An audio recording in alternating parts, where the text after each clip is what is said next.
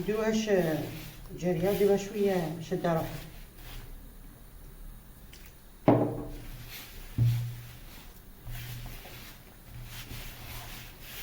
ها العجينه تاعنا بعد ما لميناها خلوها ترتاح شويه هذا حتى تطلق روحها، من بعد نلمها شويه. بعد ما مرت واحد الزوج ولا 3 دقائق ماشي بزاف، نحوها هكذا باش نحطوها في بلان دو طرافاي تاعنا. شويه نقيسوها شويه دقيق هكذا باش تنسجم المكونات لداخل هذا، خاطر ما لميتها برك ما دلكتهاش هكذا. هاي تلمت معايا،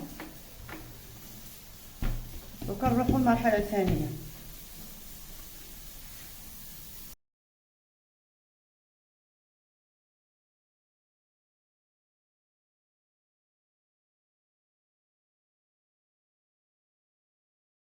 بحال العجينه تاعي هنايا نستعين بشويه فرينه بحالها مستطيل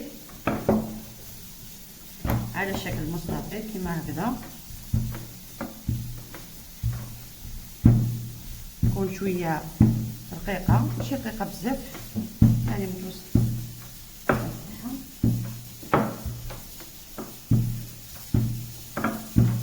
هكا.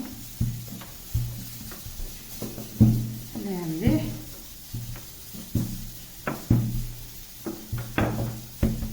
هكذا.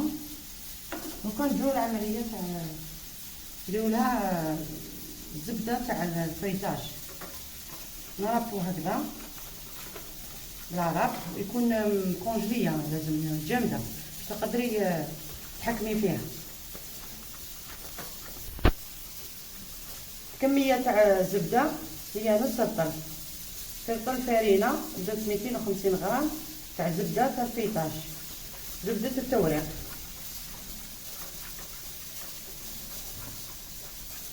نوسعوا كامل الزبده على كامل العجينه ونروحوا للمرحله الاخرى. بعد ما بشرت كامل هذيك الكميه تاع الزبده ووزعتها على كامل العجينه تاعي، نغطي بها كامل العجينه كما كتشوفي هكذا. هذه زيتونه مبتدئه، وكنبداو نلوو في العجينه تاعنا. هذه الزبده هكا بهذه الطريقه باش ندير لها الفريطاج.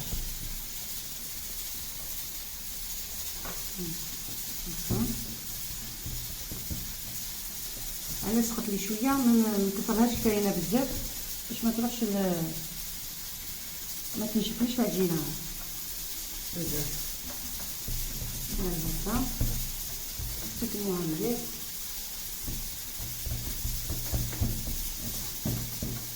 هنايا، نروحو نفتحوها. شي شاطي هنايا نبداو نوزعو. هذه عمليه ديريها باش توزعي الزبده في العجينه باش تمشي كامل مع العجينه هكذا. نحلوها شويه بالطول، بعد نعاودو لها بالعود.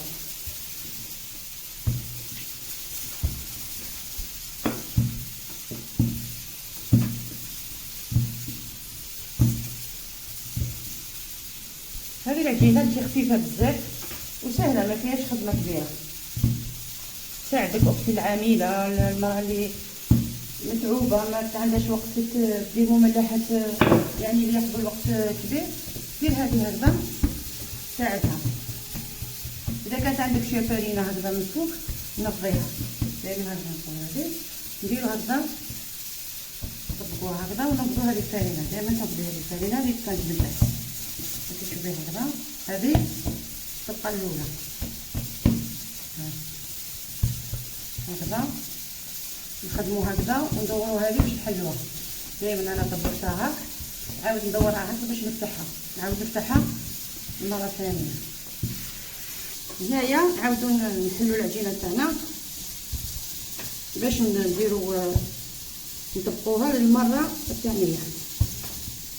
هنا العود راهي مليحه في العود، هنا نركزوا على الطول.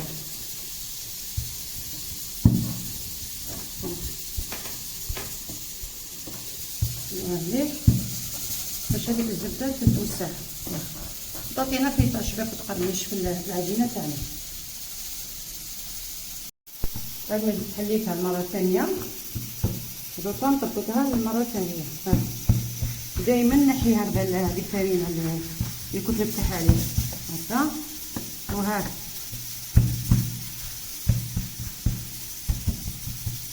نسقم هكذا ونزيد ندورها هكذا باش نفتحها لهذه الجهه.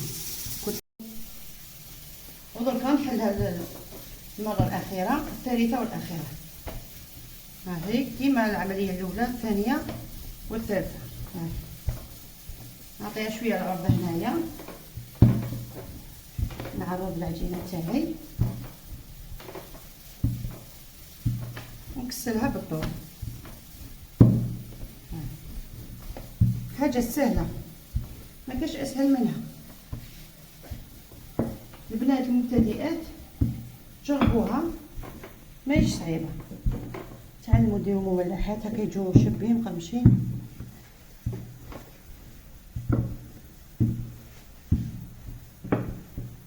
هكا لازم تسقموها مليح هكا باش تجيكم مستويه ما تجيش عوجه،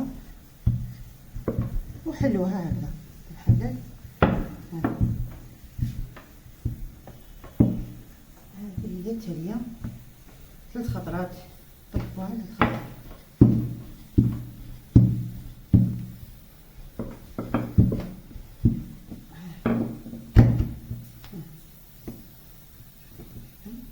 السمك تاعها هنايا هذه هي نوضو، وها العجينه تاعنا راهي واجده. تحبوا تصنعوها كيما هكذا تحطوها في المجمد، قسميها اون دو، ديريها في لي ساشي تاع الكونجيلاسيون. تحبي تحتفظي بها في المجمد ديريها في المجمد، وقت اللي حبيتي تجبديها وتخدميها. انا دركا راني حنخدمها قباله، مانيش حنجمدها، نسحقها ندير بها المملحات تاعي، ما نجمدها ما والو، نصنع بها دركا. كي تحتفظي بها في المجمد ما تفوتش اون سومان، لاخاطش هذه ماشي صناعيه كيما اللي تاع المصانع يديروا فيها الماده الحافظه. هذه تاع الدار يعني تستعمليها يومين 3 ايام 4 ايام، ما تفوتي 7 ايام تجبديها، ما ديرهاش مده اطول. هنا نديرو العجينه تاعنا نشوف فيها بالكم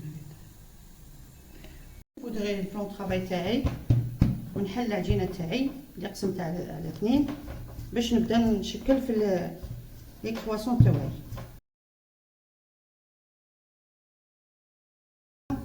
تكون السمك تاعها رقيق باش يجي الكرواسون تاعي ما يجوش ملحمين بزاف، ما نقولوا حنا فيهم قبله بزاف.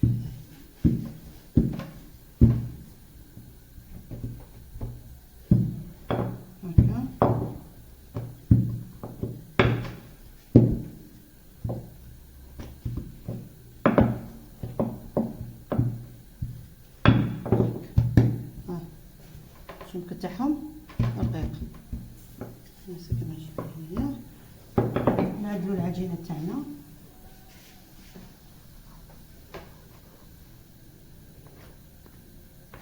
نديرو الزوائد نعاودو نعجنوهم ونصنعو بهم. هاي سقموها كاع من كل الجهات، سووها مليح.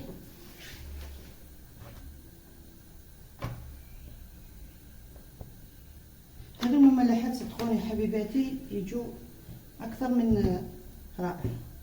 هنايا نحسبوا 4 اصبعتين نديرو هنا هكا،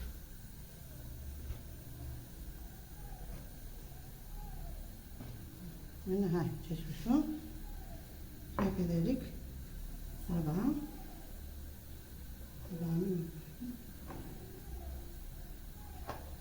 هكا. وما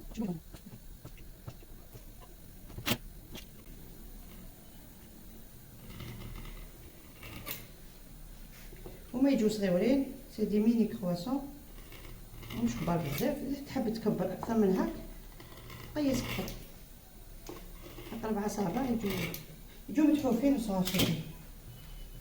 ها هنا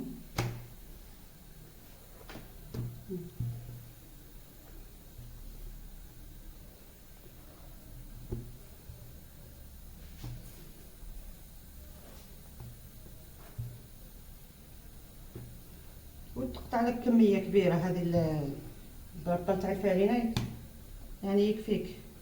تحبي ديري غير النص الاول اللي ما عندك عائله صغيره، اللي عنده عائله كبيره يديرها كما هذه الرطل. تحبي تنقصي في المقادير ولا تزيدي نتوما حبيتي. وهذه العجينه نعاودو نعجنوها نورمال، نعجنوها ونعاودو نشكلوها كما هذا. ها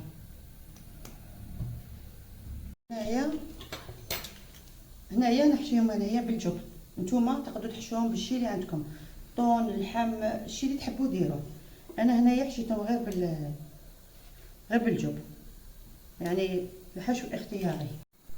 ملعقه تاع جبن، تحبي تزيدي معاها جبن مبشور انتي الشي اللي عندك، وتلفي هكذا.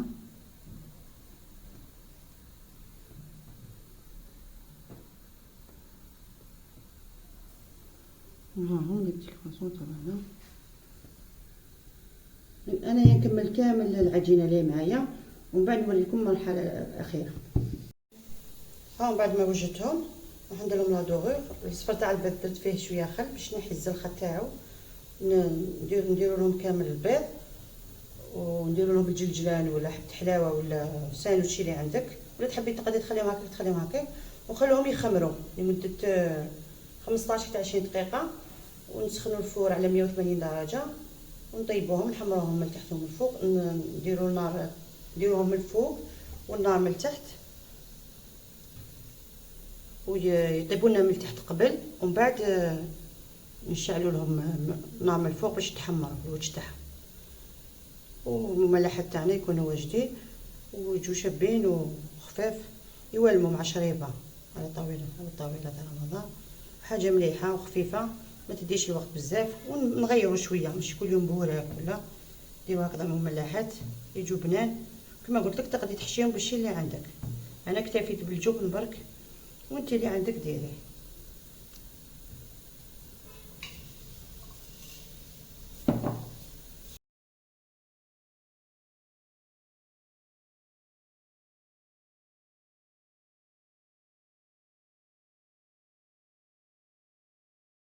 ها من المملحات تاعنا بعد يخمروا ندخلهم للفوغ يطيبوا. ديروا لهم حتى يحمروا، ديروا النار من تحت كما قلت لكم 180 درجه حتى يحمروا من تحت، وزيدوا لهم من الفوق ونديها للفوغ ومن بعد نشوفوها مع بعض طايبه. او بعد ما طابوا لي كرواسون تاعنا، شوفوا الكميه اللي قطعتها لي، ديك 500 غرام تاع فارينه، جاو بنان وهشاش وخفاف مورقين. سيو جربوهم راح تنجحوا فيهم. هنا لحقنا خياتي نهايه الفيديو.